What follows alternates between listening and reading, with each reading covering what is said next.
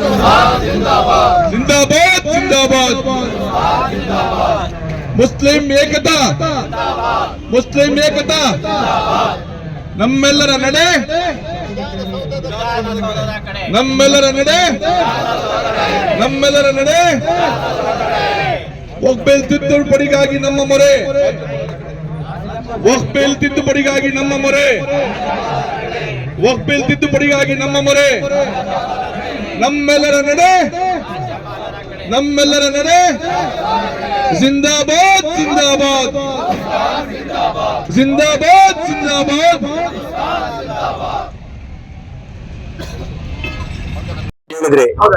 ನಮ್ಮ ಮುಸ್ಲಿಂ ಸಮುದಾಯದಲ್ಲಿ ಬಹಳಷ್ಟು ಏನು ನಮ್ಮ ಮುಸ್ಲಿಂ ಪ್ರಜೆಗಳಿದ್ದಾರೆ ಅವರಿಗೆ ವಕ್ಫ್ ಬೋರ್ಡ್ ಬಗ್ಗೆ ಅರಿವೇ ಇಲ್ಲ ಆಯ್ತಾ.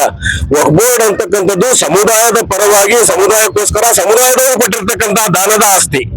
ಈ ಆಸ್ತಿಯಲ್ಲಿ ಯಾವುದೇ ಕಾರಣಕ್ಕೂ ಯಾರಿಗೂ ಕೂಡ ಹಕ್ಕಿಲ್ಲ. ಸಮುದಾಯವನ್ನು ಹೊರತುಪಡಿಸಿ ಮುಸ್ಲಿಂ ಸಮುದಾಯವನ್ನು ಹೊರತುಪಡಿಸಿ ಬೇರೆ ಯಾರಿಗೂ ಕೂಡ ಅವಕಾಶ ಇಲ್ಲ.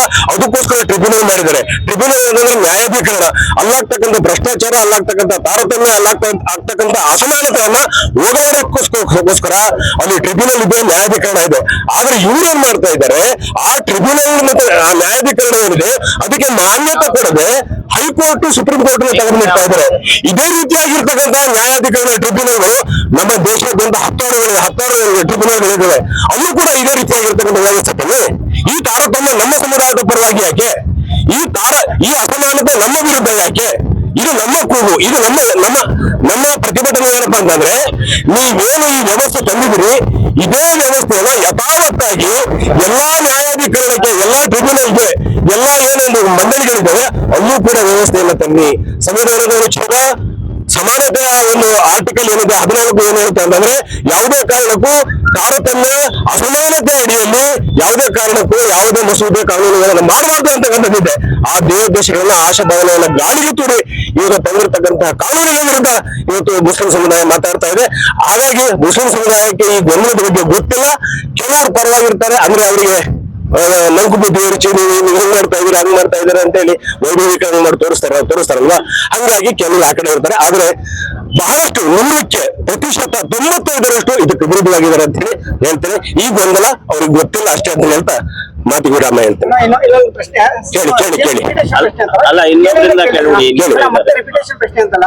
ನಮ್ಮ ಮುಸ್ಲಿಂ ಸಮುದಾಯದಲ್ಲಿ ಒಂದು 30 years 40 years ಬ್ಯಾಕ್ ಅಲ್ಲಿ ವಿದ್ಯಾವಂತರಿದ್ದು ಬಟ್ ಬಹಳಷ್ಟು ಕಡಿಮೆ ಇದ್ರು. ಈಗ ಮುಸ್ಲಿಂ ಸಮುದಾಯದಲ್ಲಿ ಬಹಳಷ್ಟು ಹೈಲಿ ಎಜುಕೇಟೆಡ್ ಇದ್ದಾರೆ. IAS, IPS, KS ಉನ್ನತ ಮಟ್ಟದ ಅಧಿಕಾರಿಗಳಿದ್ದಾರೆ. ಬಟ್ ಅವರು ಒಂದು ರಾಜಕೀಯದಲ್ಲಿ ಮುಂದೆ ಬಂದು MLA MP ಆಗಿ ಒಂದು ಕೇಂದ್ರ ಸ್ಥಾನದಲ್ಲಿ ಉನ್ನತ ಮಟ್ಟದ ಅಧಿಕಾರ ಪಡೆದು ನಿಮ್ಮ ಸಮುದಾಯಕ್ಕೆ ಇನ್ನೂ ಒಂದು ಒಳ್ಳೇದು ಮಾಡ್ಬೋದು. ಅದ್ರ ಬಗ್ಗೆ ನಾವು ಹೇಳಿ. ಖಂಡಿತ ಅದಾಗುತ್ತೆ. ಆದ್ರೆ ಮುಸ್ಲಿಂ ಸಮುದಾಯದಲ್ಲಿ ಸೈದ್ಧಾಂತಿಕ ವಿಚಾರದಲ್ಲಿ ಅವ್ರು ಏನ್ ಯೋಚನೆ ಮಾಡ್ತಾರೆ ಅಂತಂದ್ರೆ, ರಾಜಕೀಯ ಅಂತಕ್ಕಂಥದ್ದು ವಲಸು ಅಂತಕ್ಕಂಥದ್ದನ್ನು ತೋರಿಸ್ಬಿಟ್ಟಿದ್ದಾರೆ ಯಾರು ರಾಜಕಾರಣಿಗಳು. ಹಾಗಾಗಿ ಮುಸ್ಲಿಂ ಸಮುದಾಯ ಏನ್ ಮಾಡ್ತಾ ಇದೆ, ಅಲ್ಲಿ ನಾವು ಹೋದ್ರೆ ಸರಿ ಆಗ್ತಿಲ್ಲ ಅಂತಕ್ಕಂಥ ನಿಟ್ಟಿನಲ್ಲಿ. ಆದ್ರೆ ಪ್ರಜಾಪ್ರಭುತ್ವದಲ್ಲಿ ಪ್ರಜೆಯ ಮಾಲೀಕ. ಈ ದೇಶ ಕಾಪಾಡ್ತಾ ಇದೆ ಈ ಸರ್ಕಾರಗಳು. ಈ ದೇಶದ ಕಟ್ಟಕಡೆಯ ಪ್ರಜೆ ದೇಶದ ಆಸ್ತಿನ ಉಳಿಸ್ತಾ ಇದಾರೆ, ಗುಂಪು ಹತ್ಯೆಯಲ್ಲಿ ಕೊಲೆ ಮಾಡ್ತಾ ಇದ್ದಾರೆ. ಸೊ ಇವೆಲ್ಲ ನಡೀತಾ ಇದ್ದಾವೆ. ಮಾತಾಡ್ಬೇಕು ಅಂದ್ರೆ ಬಹಳಷ್ಟು ಇದೆ. ಆದ್ರೆ ಏನಪ್ಪಾ ಅಂತಂದ್ರೆ, ಇತ್ತೀಚೆಗೆ ಮನವರಿಕೆ ಆಗ್ತಾ ಇದೆ, ಪ್ರಬುದ್ಧರಾಗ್ತಾ ಇದ್ದಾರೆ, ಅಕ್ಷರಸ್ಥರಾಗ್ತಾ ಇದ್ದಾರೆ. ಬರುತ್ತಾ ಸಹಜವಾಗಿ ಈ ನಮ್ಮ ಸಂವಿಧಾನ ಏನಿರ್ತಂದ್ರೆ ಸರ್ವರು ಸಮಪಾಲು, ಸರ್ವರು ಸಮಮಾನು, ಸರ್ವರು ಸಮಾನರು ಅಂತಕ್ಕಂಥ ನಿಟ್ಟಿನಲ್ಲಿ ಈ ದೇಶದಲ್ಲಿ ಈ ಸಂವಿಧಾನವನ್ನು ಉಳಿಸ್ತಕ್ಕಂಥ ಕೆಲಸವನ್ನ ಈ ಸಮುದಾಯದಿಂದ ಮತ್ತೆ ಇಲ್ಲಿರ್ತಕ್ಕಂಥ ಅಹಿಂದ ಸಮುದಾಯ, ಹಿಂದುಳಿದ ವರ್ಗದವರು, ಇವರಿಗೆ ಸಂವಿಧಾನವೇ ಅವರಿಗೆ ರಕ್ಷಣೆ ಇರ್ತಕ್ಕಂಥ ನಿಟ್ಟಿನಲ್ಲಿ ನಾವು ಮಾಡ್ಲಿಕ್ಕೆ ಹೊರಡ್ತಾ ಇದ್ವಿ. ಮುಂದಕ್ಕೆ ಆ ಕೆಲಸ ಕೂಡ ಆಗುತ್ತೆ ಅಂತಕ್ಕಂಥದ್ದನ್ನ ಸ್ಪಷ್ಟೀಕರಣವನ್ನು ನೀಡ್ತಾ ಇದ್ದೇನೆ ಸರ್. ಹೋರಾಟ ಮಾಡ್ತಿದ್ದೇವೆ.